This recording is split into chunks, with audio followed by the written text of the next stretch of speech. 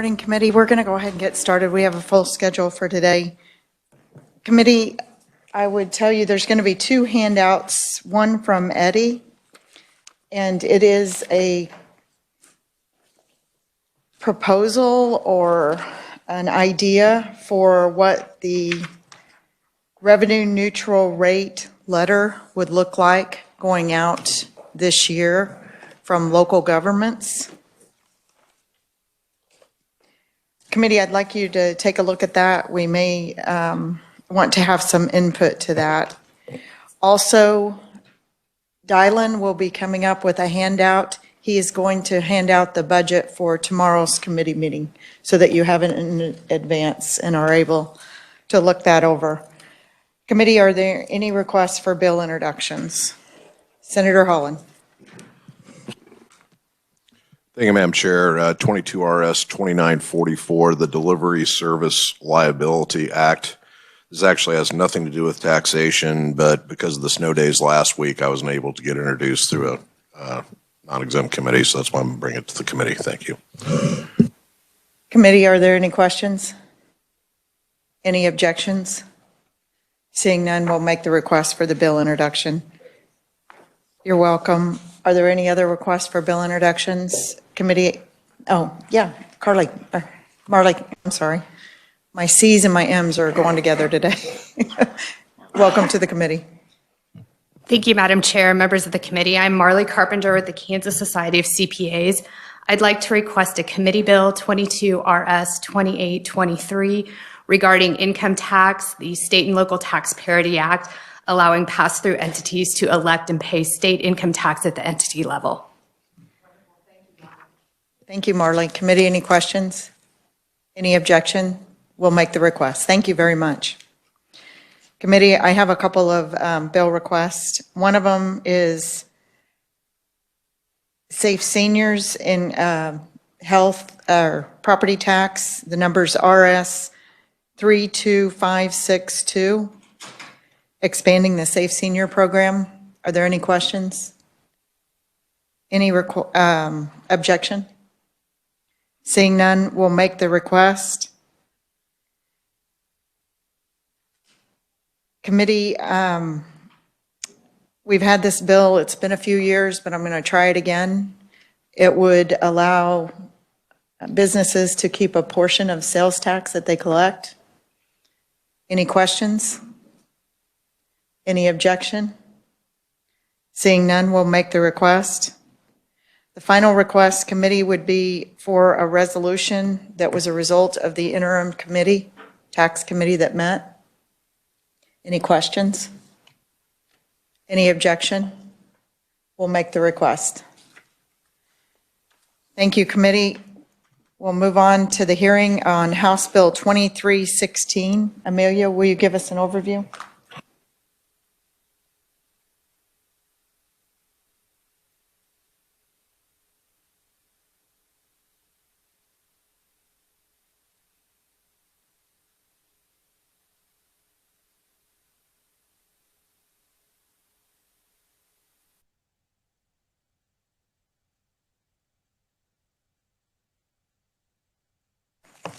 Madam Chair, members of the committee, House Bill number 2316 would repeal a statute 16A2403, which is the statute dealing with financial transactions that prohibits sellers from imposing a surcharge when a credit or debit card is used to make a purchase.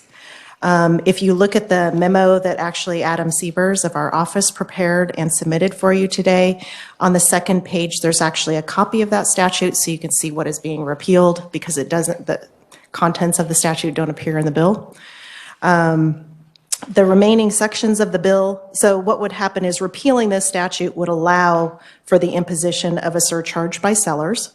The remaining sections of the bill remove references and exemptions to this repealed statute in other statutes. So that's what you see in the body of this particular bill. And there is also included in your materials today a memorandum from November of 2021 that a revisor in our office also had prepared for members of the Special Committee on Taxation that met at the end of 2021. And it discusses a little bit of the history of this statute, as well as if you've heard of the Cardex case, there's some commentary there as well. If you would like me to go into that in more detail, I'd be happy to, but I'll stand for questions, Madam Chair. Thank you, Amelia. We'll see if there's any questions. Committee, any questions for Amelia? Seeing none, thank you. Our first proponent to the committee is Amy Campbell. Welcome. Good morning. My name is Amy Campbell. I work for the Kansas Association of Beverage Retailers. We are the statewide association representing licensed liquor stores in the state of Kansas. We've been around since the repeal of Prohibition in 1949 in the state of Kansas. KEBR is a supporter of this bill. We testified for it last year, and then mid-session, there was a decision by the district court in a case that was being defended by the Attorney General's office, deeming this statute actually to be unconstitutional violation of free speech. Therefore, what we're really asking is that you clean up the statutes and remove an unenforceable provision of state law. I talk a little more in my testimony about why retailers want to be able to offer choice to their customers about whether or not they utilize a credit card for their purchases, and that if they do, they would pay for that privilege. It is an option for retailers. I can tell you that the majority of our retailers, you won't see any difference occur in what happens when you walk into their store, but this does create a choice. I would just say, if you don't happen to work in retail business, the banks, the credit card associations make a solid profit off of every card transaction that goes on in those stores, and this just gives those retailers a little bit of choice in trying to recover some of those fees. With that, Madam Chair, I'd be happy to answer questions. Thank you, Amy. Committee, any questions? Thank you. Next is Dan Murray. It has you listed as Daniel Murray, so. Thank you, Madam Chair. Dan Murray, Kansas State Director for the National Federation of Independent Business. I can't testify any better than Ms. Campbell, so I'll stand on my written testimony, but I do want to point out one thing. Currently, state and local units of government charge a fee for processing credit card fees for taxes, fees, utility payments, et cetera. So we find it a little disconcerting that government can do this now, and small businesses are prohibited from doing the same. With that, I'll stand for questions. Senator Holland. Thank you, Madam Chair. Dan, thanks for your testimony. I guess I just have someone who's kind of been wrestling with this subject matter. Is this a tax issue, or more of a commerce financial institutions issue? Because I guess I want to be sure is that I have a tax perspective on this, but there's also a commerce perspective on this, and I just want to be sure if the tax committee wades into this that we're not missing something from a more either a financial institutions perspective or a commerce perspective, that we've missed the boat on something. I mean, is there anything else out there that we need to keep in mind as we work this bill? Senator, I think that's a good question. I think certainly many pieces of legislation come before different committees that have subject areas that they're specifically focused on that could also maybe be assigned to other committees as well. And I think this is certainly one of those that has commerce implications, financial institution implications, but certainly the tax committee is well equipped to deliberate on this issue, and certainly we would urge your support for it. You don't see anything as far as in this that if we were to act on this, it would maybe open up a can of worms with something else or whatever that you're aware of? Senator, I don't. I think recognizing that this is in place in most other states, those kinds of considerations, deliberations, concerns have been addressed in other states, and so I don't see any. And this has been addressed Senator, in other states. Would you please address me and then the conferee? I'll remind you of the rules. Senator Holland. Thank you, Madam Chair. And just a final question: if we were to act on this, is this congruent with how other states have addressed this? Madam Chair, Senator, I believe so. I don't have the statutes of all maybe 45 5 other states that have done this in front of me, but I think absolutely it mirrors them. Thank you. Senator, one of your comments, I would ask that you said the government can do it, but others can't. Dan, I would remind you of several items that the government does, like legalize gambling and other things in the state of Kansas. So I love a fair and level playing field. So thank you. Any other questions for this Conferee Committee? Seeing none, thank you, Dan. Thank you. Scott Schneider, welcome.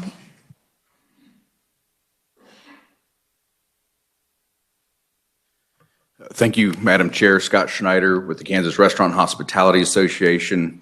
Over the last few years, we've been looking for any issue where the legislation or the statutes created a cliff or a disincentive for our restaurants as they're trying to do everything they possibly can to keep their doors open. We appreciate the prepaid sales tax effort. We appreciate the work you guys did on deductibility. And this is one of the issues that we introduced in the House last year because we thought it was something that the smallest restaurants could take advantage of. Our larger restaurants aren't going to do this. It's going to confuse the customer, but the small people, the small restaurants who know their customers the best have asked us to bring this issue to the legislature and try to fix it. So we've had our smart people in the firm look at this, making sure we're accurate, and the week after we testified that we thought it was unconstitutional, the U.S. District Court agreed with our position. So it's nice to be right once in my career. I remind my wife I was at least right once. But removing this statute does remove or does comply with the non-enforceability of the statute. I did attach some questions on surcharging that come from a processor who was our board chair last year. If you have any questions, and if you need anything from me, just let me know. Thank you. Thank you, Scott. Committee, any questions? Senator Holland. Hold on a second, Scott. Thank you, Madam Chair. All right. My question would be this. So in your scenario, you're outlining basically it would allow then small restaurateurs then to charge a surcharge if they wanted to as part of passing on the fees for credit card processing, correct? Correct. The way I look at it is the statute prohibits a business from disclosing what that fee is, and that's what the courts said violated these businesses' rights. So I look at it as a disclosure statute that. No, and I totally support that as a small business owner. I mean, I use Square. I got to pay a fee for, my wine sales, so I get that. I totally support the ability of small business. My question to you would be is that would you have any problems then with actually disclosing that on the receipt, that basically there was a surcharge as a result of that transaction? What were your thoughts on that? So the contract with the credit card companies requires that disclosure. It requires notice. It requires certain things. It's capped. But that contract's negotiated. It's an adhesion contract at its core because you either take it or you don't get to use Visa. But that is already required in that privately negotiated contract in theory. Thank you, Madam Chair. So would that be mandatory then that any small restaurateur that's applying a surcharge to cover their costs on processing the credit card, that would then be mandatory to show up on that receipt? Under the contracts that we've looked at, that the credit card companies, that we have to sign with them, yes, it would be. Okay. Thank you, Madam Chair. Thank you, Scott. Thank you. Committee, any other questions? Senator Peck. Thank you, Madam Scott. Chairman.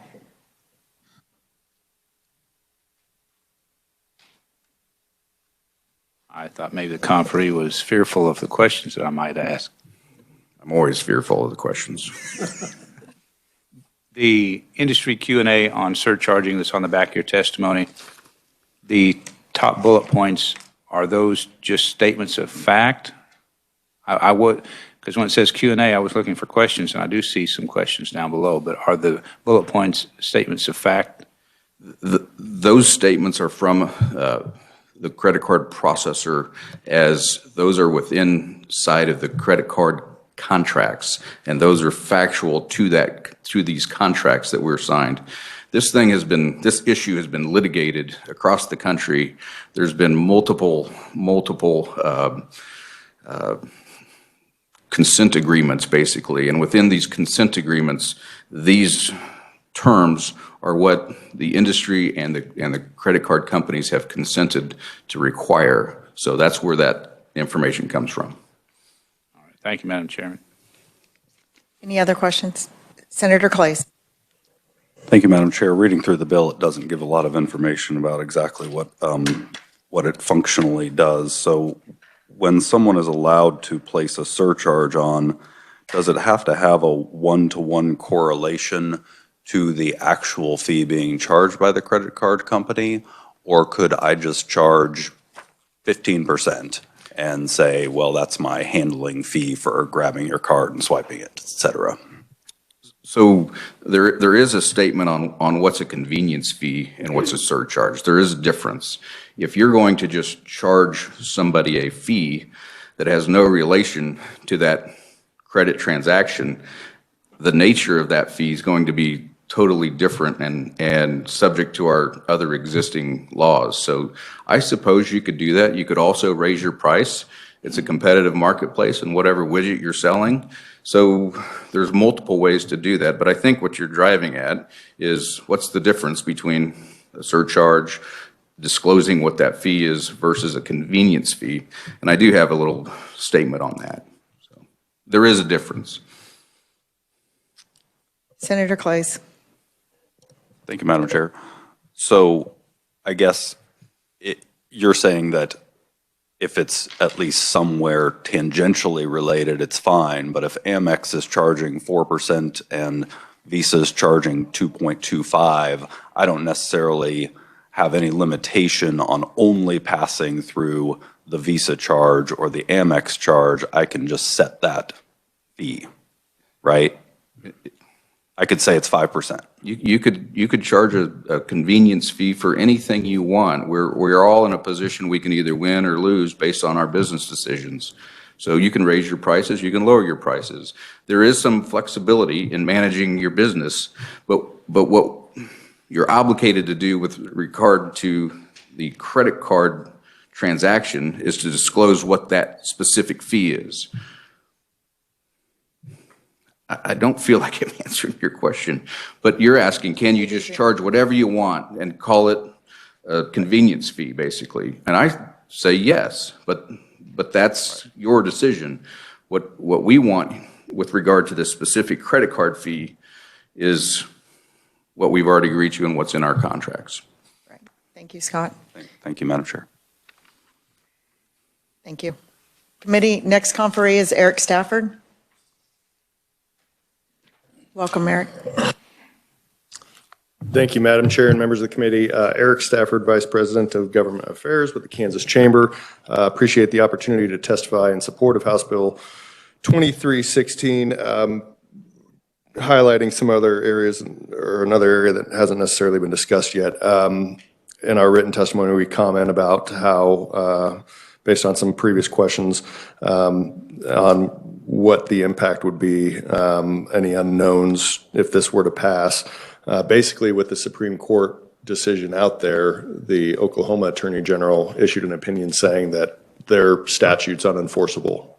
So I think there'd be a similar position here in our state. And yeah, this is just repealing something that is essentially no longer enforceable because of the U.S. Supreme Court decision. So happy to answer any questions. Thank you, Eric. Committee, any questions? Seeing none, thank you. Thank you. Becky Schwartz. Welcome, Becky. I'm much shorter than Eric. Becky Schwartz, Executive Director of Fuel True Independent Energy and Convenience. We represent fuel distributors, convenience stores across the state of Kansas. And the benefit of going after everybody else is most of my points have already been made. You will see in my testimony, I have lots of numbers from our members about what they're paying. Some of them in the smaller and western Kansas area are paying almost as much in credit card fees as they are in their net income. So with that, like I said, everybody's made most of my points, so I will stand for questions. Thank you, Becky. Committee, any questions? Seeing none, thank you. Jason Watkins, welcome, Jason. Put to sleep, Madam Chair. Jason Watkins, Wichita Chamber of Commerce. There's nothing I can add, so we just ask that you support the bill. Thank you. Thank you. Committee, any questions for Jason? Seeing none, thank you. Yeah, there you go. Committee, we have proponent written testimony from Randy Stuckey and Kevin Walker. I would draw your attention to it. Is there anybody else that would like to testify for the bill? Seeing none, there are no opponents for the bill, committee? Anybody want to oppose the bill? Seeing none, we have one neutral testimony, Joe Testa. Welcome to the committee.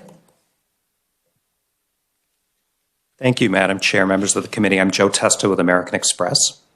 We are neutral with respect to the repeal of the Kansas anti-surcharge ban statute. As noted by the committee staff presentation, the statute has been adjudicated to be unconstitutional and therefore unenforceable. A similar outcome in other states. So we think it's reasonable that this body will consider changes to that statute. However, we're neutral rather than supportive of the bill for the following reasons. We believe that the impact to consumers from repealing that ban is going to be impactful. After 35 years of these fees being banned in Kansas, that's going to be a substantive change. And the questions that I've heard from Senator Holland and from Senator Clays, I think, get to two matters that I want to amplify, which is straight repeal does not speak to the concept of disclosure to consumers. More information is better than none, and no information would be required to be furnished to consumers about disclosures under the bill as it's currently written. And number two, what, if any, cap should be in existence on the rate of surcharge? We've offered suggestions to address those 2 points in our written testimony, and I'll be happy to invite any questions. Senator Holland. Thank you, Madam Chair. Joe, thanks for being here this morning. I'm just kind of curious, what do you guys charge on your surcharges for your cards, and how does that relate to your major competitors? So, Senator, thank you for the question. A surcharge is a fee that's not imposed by American Express. It's imposed at the point of sale by the merchant or by the business. So we don't have surcharges in the sense that is contemplated in this bill. Okay, Madam Chair. Senator Holland, thank you. Okay, let me rephrase the question. So what are your service fees that you charge, and how do they compare to your competitors? So, Senator, as with any service, right, a merchant who wishes to accept American Express, there's a cost for that. There's a fee associated with that. The fee varies depending on the merchant type, scale, location, et cetera. We overall are substantially close to parity with other networks. In fact, in some cases, other networks that charge different fees for different cards, their cards will cost more to the merchant to accept than ours. It's impossible to give you a number because there's variation across the economy, as I mentioned. Senator Holland. Thank you, Madam Chair. No more questions. One of the reasons why I do like this legislation is because, number one, I think it offers transparency to the consumer. I think it is a way to basically, to the business owner to communicate basically to the consumer that, that there are additional charges for that business when they do use a credit card, and so it actually helps the business promote cash transactions. I do think it's important we pass this legislation that there be some basically notice on that receipt that basically what this is for, because I think that will help to make the public more aware and to better appreciate the costs that business owners have in doing business. Thank you. Thank you, Senator. I would ask that you would bring that as an amendment. Thank you. Committee, any other questions for this conferee? Seeing none, thank you. Thank you. Is there anybody else that would like to testify neutral? You have 2 minutes, and state your name and yes. And you'll have to send in written testimony too. I have another hearing is why, so.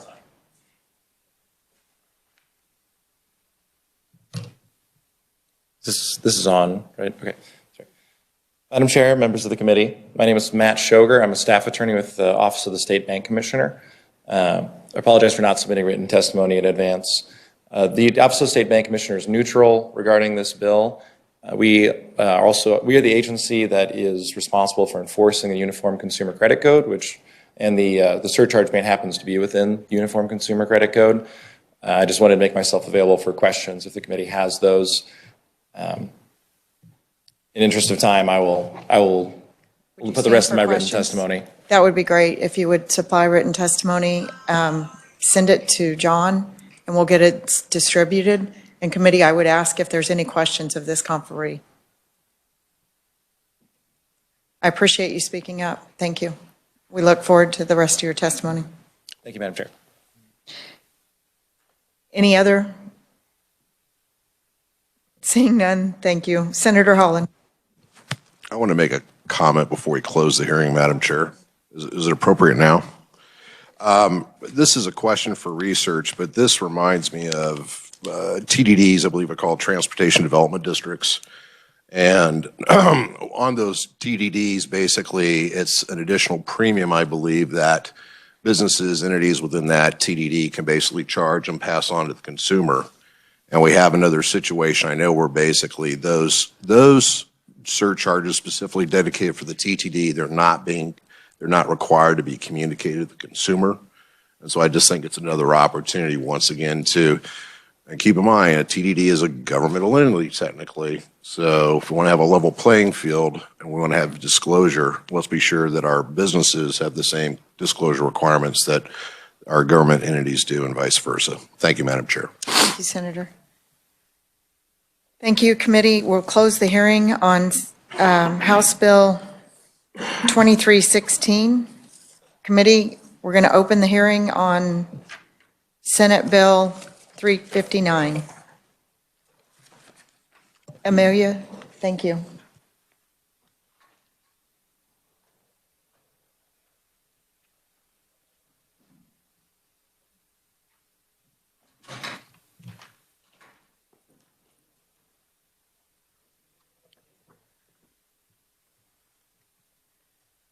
Madam Chair, members of the committee, Senate Bill number 359 would expand the eligible uses that qualify for the 0% state rate for sales of certain utilities. It would provide for the continued levy of city and countywide taxes on those sales. And it would also allow cities and counties to exempt those sales from the respective city or countywide taxes. The new provisions in this bill would be applicable beginning July 1st of 2023. Currently, a 0% state rate applies to sales of gas, electricity, and heat that is used for non-commercial residential use and agricultural use. And it's important to remember that there is a 0 state rate, but those sales are subject to the local city and countywide sales taxes. Section 2 of the bill, I'm going to start a little bit out of order. Section 2, it amends KSA 793606, and you will see on page 3 the language that would expand the 0% state rate to sales of gas, electricity, and heat. It would change the language. The subsection C1 is actually, it would expire, and then 2 is the new provision. It would expand that 0% rate to essentially all uses by an occupant, no longer limited to just to residential use. The language continues to include a 0 rate for agricultural use. The 0% state rate for sales of propane for agricultural use remains the same as well, same language as the current language. The 0% state rate for sales of propane gas, LP gas, coal, wood, and other fuel sources used for the production of light and heat would also be expanded from non-commercial residential use to all uses. Then when you look back at section 1, this is the local provision relating to city and county sales taxes, KSA 12189A. This makes similar changes there that would provide for city and county retailer sales tax to continue on those sales that receive the 0% state rate. And you will also see new language beginning on the page at the bottom of the first page and moving on to page 2 that would allow cities and counties to exempt those sales from their respective city or countywide sales taxes by ordinance or resolution. And the bill would take effect from and after publication in the statute book, and I would be happy to stand for questions. Thank you, Amelia. Committee, any questions? Thank you. Committee, the first proponent is Dan Murray. It's going to be deja vu on this. Madam Chair, Dan Murray, Kansas State Director for the National Federation of Independent Business. NFIB represents almost 4,000 small business owners across the state in all sectors. Pleased to be here in support of Senate Bill 359.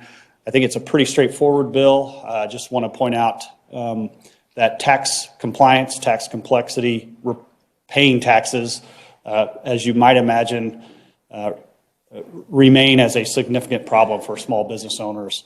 In our most recent small business problems and priorities study that we did, 4 of the top 10 problems that confront and confound small business owners are tax related. That includes tax compliance. Additionally, in the top 20 problems, there are 2 related to energy costs, both for the cost of electricity and the cost for natural gas. So energy costs are also a significant problem for small business owners. We think this bill addresses both the tax concerns and the costs of energy for our small business owners. And as we continue to crawl out of the hole of that the pandemic created, and certainly through monkey wrench in the business operations of many small business owners in Kansas, we look at this as a welcome opportunity to help right the ship. Madam Chair, I'll stand for questions. Thank you, Dan. Committee, any questions? I would comment that this committee understands your plight, and we're very receptive to it, especially last year when we had the rebate for businesses, retail businesses that were shut down. It was so disappointing that we lost that on the final day of session last year. So this is an attempt to hopefully level the playing field with businesses in Kansas so that they don't have the same sales tax, or that they don't pay a sales tax that others don't. So committee, any other comments or questions? Thank you, Dan. Thank you. Just want to point out Senator Kirshen looks different today.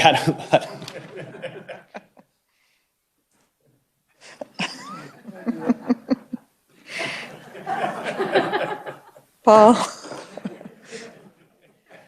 Snyder, welcome to the committee. Thank you, Madam Chairman. My name is Paul Snyder. I represent Kansans for Lower Electric Rates and the Kansas Industrial Consumers Group. In general, my members of my organizations are large volume energy users, but increasingly, especially with Kansas for Lower Electric Rate, they come in all shapes and sizes. I think it's no secret to anyone in this room that electric rates in Kansas have been increasing sometimes rapidly over the last decade, and our concern is they are only going to continue to go up. We've looked at different solutions in this building to try to moderate the growth of those electric rates. This proposal, whoever came up with it, we thank them because this really provides some immediate relief to members in any Kansas business that operates today.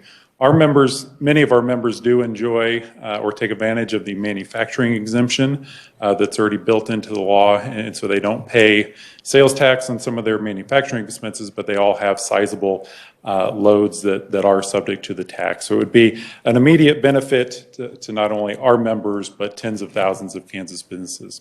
So thank you for your interest in this issue and encourage you to support the bill. Thank you, Paul. Committee, any questions? Thank you. Eric Stafford.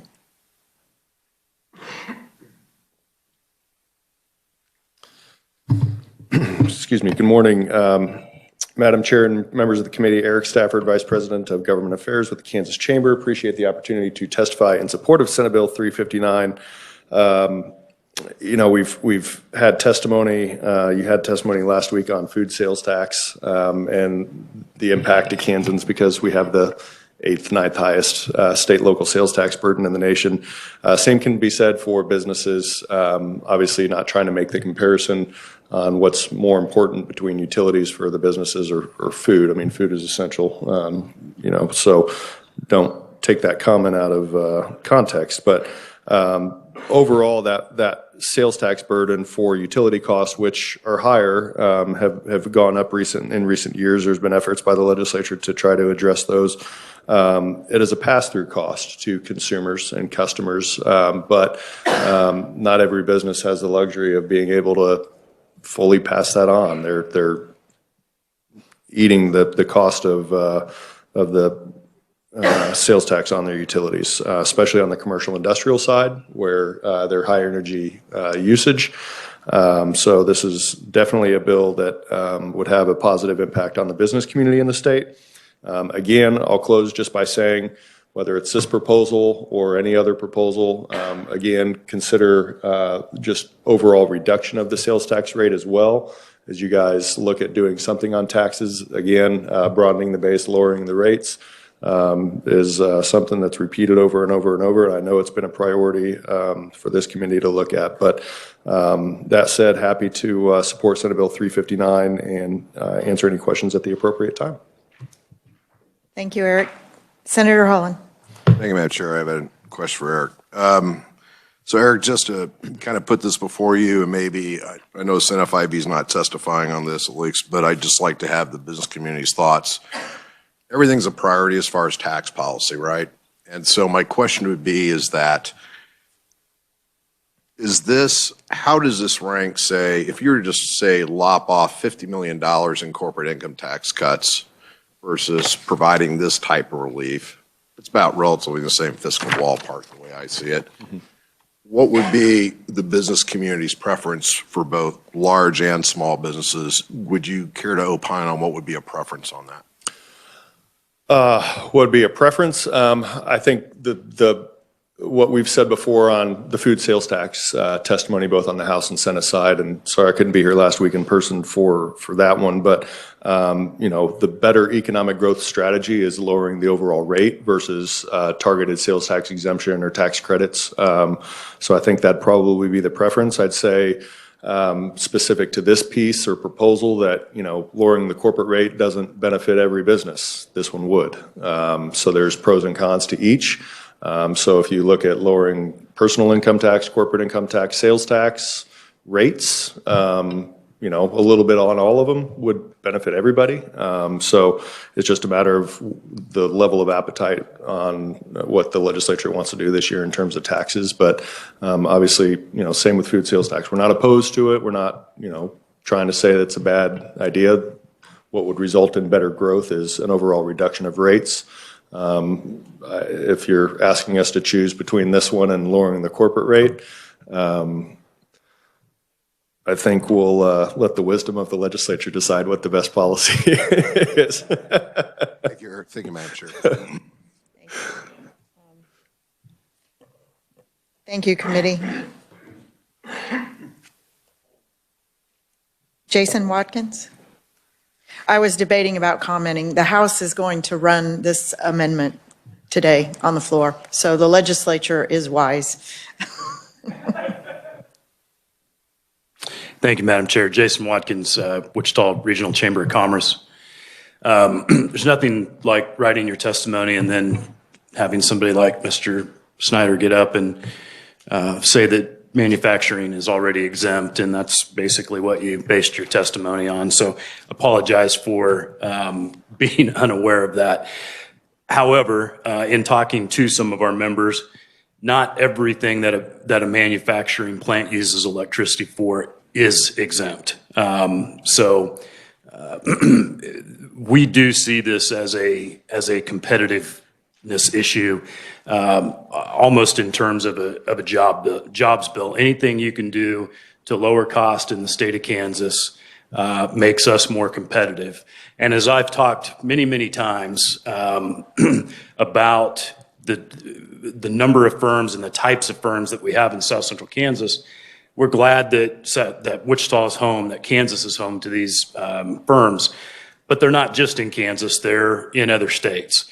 And oftentimes, these locations that are in Kansas are competing against other locations within that business organization for projects, whether that be data services, certainly in manufacturing, et cetera. So the more we can do to lower the cost of doing business for firms that are located in Kansas, the higher our probability of success in growing those locations in Kansas will be. So we do support the bill. I was not asked the question by Senator Holland, Madam Chair, but I will say, as a local Chamber of Commerce, we're thrilled to have large firms like Spirit, Textron, et cetera. We're also thrilled to have smaller firms, say like the Monarch, which is a great place to grab a sandwich and a drink. This type of legislation benefits everybody, large and small. And so it's something that we would particularly like to ask for your support on. Stand for questions. Thank you, Jason. And I would correct myself. I was being sarcastic on the legislature is wise. We can be wise, but I question. But it's a great process, and I do respect the process, and this is part of it. So committee, any questions for this conferee? Seeing none, thank you, Jason. Thank you, Madam Chair. Any other proponents for the bill? Seeing none, we have written testimony from Randy Stuckey and Dave Trobert in support of the bill. We have no opponents. Are there any opponents to the bill? Seeing none, we do have neutral testimony from Eric Sartoris. Welcome. Good morning, Madam Chair, members of the committee. I'm Eric Sartorius, Executive Director of League of Kansas Municipalities, and neutral as to the policy, and I will join my fellow Eric in leaving that to the wisdom of the body. But we do appreciate Section 1B of the statute or the proposed legislation that does leave local sales taxes, whether at the county or city level, in the hands of the local jurisdiction to determine whether or not they too would like to exempt utilities from the local sales tax. I think that's one twist that we don't see in the food sales tax legislation before the bodies right now, is that there's not the local option. I don't know if some would want to. Oh, there is? Okay. I will reread the legislation. I apologize. Thank you. I stand corrected, which is not the first time today. And I think I will cut my losses and stand for questions.